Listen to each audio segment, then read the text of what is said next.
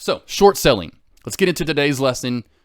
What my go-to strategy is essentially for stocks, and it's strategy. There's a couple strategies you can go with, but I'm going to go with my go-to. To me, it's the most reliable after all the studies I was doing, which I'm a huge numbers person, analytics type person. That's one thing I do and that's why, for when some of the stuff I still kind of do for sports, and I just look at numbers and just overall, just kind of see how things move.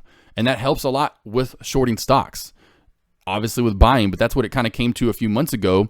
And I came down to this one specific strategy that helps big time when it comes for finding an available short and where to short a stock. When you get that question, where should I short ABC? Where should I short CBF? Where should I short whatever? Let me show you the easiest, safest way to short a stock, at least in my opinion. Now, of course, you can, like a lot of people like to try to do, you can find these tippy tops, $10 resistance and short it. You're going to get good shorts. 1082 upper shadow, let's short it. But to me, the safest way is just waiting like I did earlier, which I will get back into with POLA. Just a trend line crack. And now sometimes, like we've seen with other stocks, there may be a little bit of support underneath. So you're going to wait for that support to crack with it. But as soon as you get this trend line crack, and see, here's the red line. That was your support line. I know I didn't put it in as a different color, but that red line was my support. So as soon as it cracked that, and look at the double whammy through the trend line as well. Support, trend line crack, you're short at around 975-ish. You're beautiful in the first scale out area. So just to get into that as well. So of course, there's your short to be had. In at 975 to be safe at the crack of the trend line and support area. You're scaling out where? Maybe your first area if you want to at 950. Totally understand that. These upper shadows in that area. So short a little bit, or scale out a little at 950. Your real target, your goal for most should be the VWAP. Then once that cracks, you're golden for hopefully getting that full point short, right? And so that's where you're scaling out, 950. VWAP. Below the $9 break or crack. Now my stop loss, I'm in this right here. Well, it's right here. It's the trend line back up since it's, not too far away. It depends on how far it goes. Of course, you don't want it to just hovering right here and then that's not my stop loss anymore. But at first, my initial stop loss is probably pretty close to $10 worth of trend line. And once it starts cracking off immediately, I'm not even worried about it anymore, obviously, right? Now I can stick to it and go, okay, now I'm going to move my stop loss from $10 area to now my entry, which I would have done, that or the trend, this support line essentially, this 980-ish area, 975, so close to my entry. But that would be my stop loss. 25 cents at the most. But what's my true goal? My true goal is down here to like the 915 area, 920 area. So essentially a 50 to 60 cent overall gain with a 25 cent stop loss. Again, and now kind of just to put orders in, kind of every one of these are a little different as far as how much I didn't overcrowd it with words or overcrowd it with, lines or arrows. But again, short the trend line crack. Just wait for it. I know sometimes they're not, and I'll get to some that, don't crack off at 10, 15, 20 cents. More of a, Neil type, in chat, Neil type, scalpers type, short, but still profitable. But here, you would have had an order in, say, just to be safe, 615 here. The trend line's right around, as you can see, right at about 620 on the dot. Well, 615, 617, perfect fill. Look at this come straight down. It does test, which that's fine. Trend line's a perfect stop loss area because it's not too steep. As steep as it ever got was 630, which still you could have maintained as a stop loss if you were still in, waiting for more of this crack. I mean, even right here, you could have been out all. You could have been in at 615, 617, out right here at the 690 mark or 590 mark. A good 20 to 30 cents, 25 cent. It's great. You don't always need to be looking for home runs, team. 20 cents sometimes, 50 cents at most. Those are good trades. Don't always be looking for 50 plus cent trades. Those aren't always going to be happening. Take your 10 cents, take your 20 cents, take your profit when you're up. And the time frame right here, if anyone wants to tell a time frame for Thinkorswim, all you have to do, team, is come up here. SIF is in a 1 day, 1 minute time frame. And now any of these can be in any time frame. Any of these can be any time frame. You just put your trend line in. It could be a 3 minute time frame. You can go to a 5 minute time frame. You put your trend line in. I stick more so with a 1 minute time frame because we're still in the first couple hours. Most of these stocks are in the first hour or two of them being open. I'm still in a 1 minute time frame. That's just what I'm used to. But yes, these are all in a 1 minute time frame. As you can see, this is what you do. You go right up here. We're in a 1 day, 1 minute time frame. And again, we can stick. I'll do this with every one of these. So if we're in at 615-ish, stop loss is what? Probably more so around this, honestly, is more so probably close to the 635 area at first. And then in the end, kind of where the trend line does meet.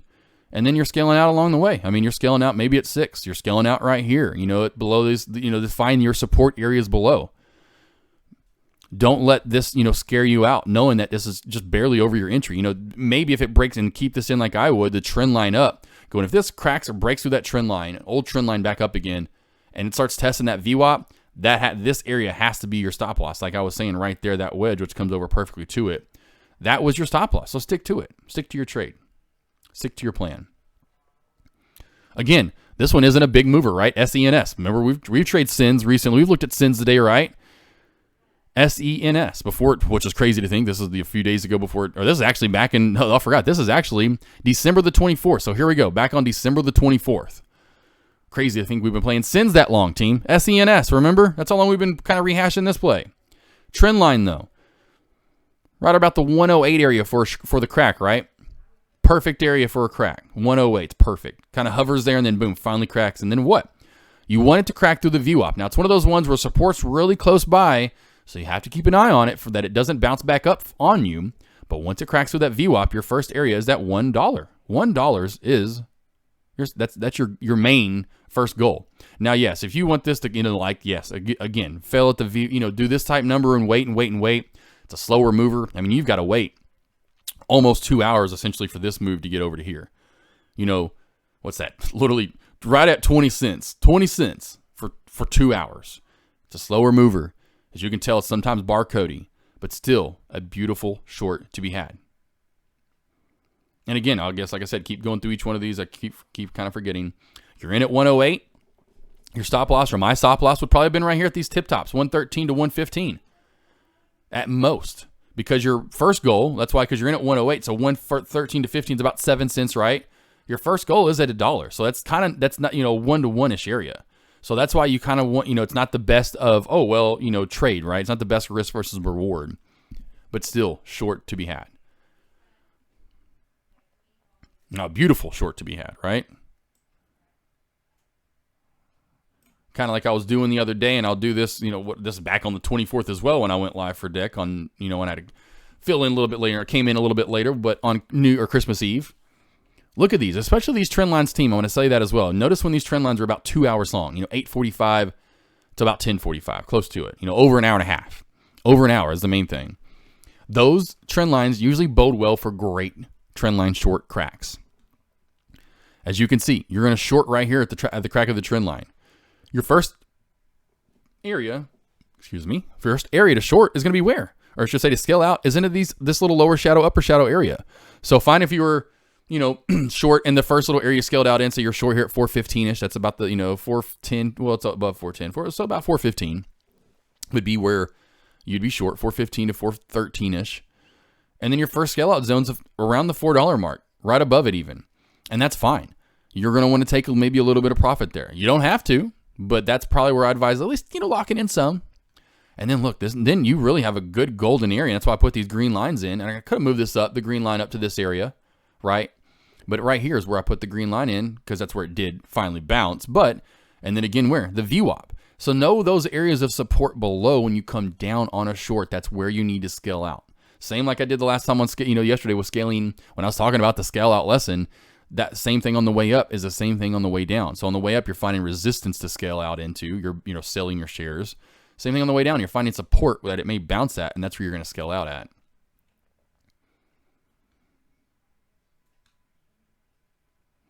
G. Calante real quick, so you don't really hit. No, I'm not worried about the top. I'm never finding. I don't want to worry about. Sometimes then I'll get to those, but as you can see how profitable these are. Just look at these trend line cracks. Here's RHE. Here's from 12/28. Here's from December 28th. Look how severe. And I'm like, how often? I know you guys know, and you see me alert this. Trend lines, so on and so forth. ABC is getting. I'll just use ABC. ABC or RHE in this, I guess, case. RHE trend line getting super steep. RHE overextended trend lines getting super steep now. What am I talking about? I'm like, hey, be careful for this crack, and this could be a beautiful short. Imagine if you're even filled at just $14 here. This halted down at $10.51. And that's what I love. The more these move, this thing, remember, I forgot about RHE. This went from around, what was it? Close to $2, a little less than $2 up to $15.77. Talk about a big move, yeah? 500% plus. I mean, what is that? I mean, I can't even, close to 1,000 probably even. It's huge. 750, I forgot what the run was there, but huge. But trendline, overextended big time. You can't tell me that's just getting way too, from, okay, this is definitely kind of getting up there now. Why is this up? To this move where it's just like, whoa. Short that trendline crack. NCTY, here's another good one. Again, 8:30 all the way to 2 hours in, and now we've been watching this for a while. It's not really pulled back, right? We've had pullbacks to VWAPs, but not like a true pullback and kind of crack, right? And again, look how small this one is. The same thing. That's what I kind of was bringing you to, was there wasn't a real big crack. This didn't really just fall off. It kind of reminds me of POLA today, right? Look at POLA. We've had these pullbacks. You could have put a trend line in, crack of that. Trend line in here, crack of that. Trend line in here. I mean, you're just shorting this all day. Another trend line, crack. Maybe not so much here. There's really not one to put one in, but you get my point. Look, and then again, the same. So my point is, when you finally get those trend line cracks, they're not going to be, hey, take what you get. Maybe they're 50 plus cents. Some of them are, like this one, go from 11 down to about 10.25, but most of them around that 50-cent range, somewhere in there. Take it when you get it. Literally you can put trend lines in right here, crack, trend line in here, it cracks. Small trend line, but it cracks. So knowing this trend line cracks, you're going to get the same thing. So you're fill here about 1275-ish, 1250 to 12. Then it kind of probably fell down a little bit further, about to 1225 area. There's your 50-cent crack. Again, try to keep that 2-to-1 ratio. So if you're in it, you want, down to 1225, essentially this little plateau. So 50 cents overall. So your entry is 1275. Well, $13. And of course, maybe once it gets up to the trend line, that's your stop. 13, the trend line, when the stock moves over a little bit more, that's your stop loss. And of course, once it goes down and you're starting to scale out, move that stop loss down. Don't keep it up at 13. Move it down to like your entry. Again, DDD. I'm going to start kind of rolling through these because we have so many. I mean, I took so many screenshots. G. Calante, do you market order? Sometimes, that's what I said. Sometimes I have orders. Most times I have orders filled, like I did earlier, like with POLA. I have an order set. Light speed, set, done. Right, boom, it's clicked in at 250 or 2750 right here. I'm set. I'm ready to rock and roll on triple D, right? So boom, I'm filled. As soon as it cracks through, yes, I'm filled. Holla, yeah, what's up? Boom, straight back down to immediately, essentially down to the VWAP. But no, I'm usually not market ordering in on those cracks. I'm having order. Because I can just set it in. I know where the trend line's at, so I'm just moving it up as the stock moves along, like literally like POLA earlier. I'm just moving it up. Oh, come on, we're getting close here. Okay, I think I like it, and then leave it at that area. So usually limiting, like deck, having my order set and just have limit ordering in, just having the limit order set, crack, because that's the thing. I can just wait for it to crack. I don't have to, fill it out. No, I know where the trend line's at. I can see where to crack. I can see where the crack's gonna come. So I just put my order in right here at say 2750. Come on, just like POLA, which that'll be my last one. I go over here in just a minute, since it was one of the previous one, the most recent one I did, earlier today, and just wait for it. And then as soon as it cracks, you're filled, and then you're just scaling out on the way down. Again, filled at 2750. Now I am market ordering out. I'm market ordering out, but I'm definitely 7, 8, 9 times out of 10. I set and that's where when I do set limit orders. Usually when on my buys, I like to market order in because they're on dip plays. You don't know where they're going to be at sometimes. Sometimes they come down a little bit further if they don't hit my entry. When I do set an order in, so I market order in a little bit more so when I buy, but when I short, it's the opposite. 7, 8, 9 times out of 10, I have the limit order already set, and then I'm scaling out right here in these lower shadows. One of these lower shadows I would have scaled out. Then this big crack comes, and it's exactly what I really want is this VWAP pullback because we're so overextended here, and then you get it. ENG, again, team, beautiful. Set your trend line in. Wait to get filled. Set your order in at 660 here. Right around 660 would have been perfect. I know this kind of comes up on you, but that's why, again, you have a stop loss. You stick to it. 660 fill with I'd say about 680 would have been my stop loss. And, of course, that helps you, too, having this trend line in, knowing that will be resistance. And look what it just does right on off. So 660 fill, 680 would have been my stop loss with a goal here to come down at 640, this old plateau right here where it does bounce and try to hold. It didn't. Then again, the VWAP, it's right below 620. Then you're out you should be out 70 to 80% of your trade right there.